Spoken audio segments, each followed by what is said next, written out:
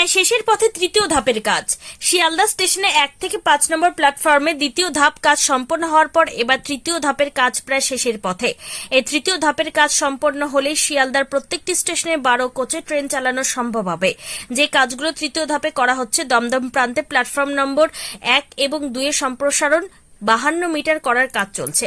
প্ল্যাটফর্মের প্রাচীরের ইটের কাজ, কপিং স্ল্যাব ঠিক করা, প্ল্যাটফর্মের মেঝেতে কংক্রিট করা সম্পন্ন হয়েছে। চেকার টাইলস, ট্যাকটাইল এবং কোটা পাথর বসানোর কাজ চলছে।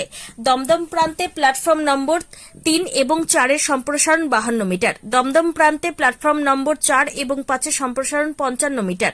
প্ল্যাটফর্ম নম্বর 1, 2 এবং 3 এর সামনে একটি নতুন কনকোর্স এবং প্রবেশ প্রস্থান গেট স্থাপন করা হবে। এতে স্থান অপটিমাইজ করতে এবং যাত্রী প্রবাহ বাড়াতে খাবারের স্টল এবং অফিসগুলি স্থানান্তর করা হবে।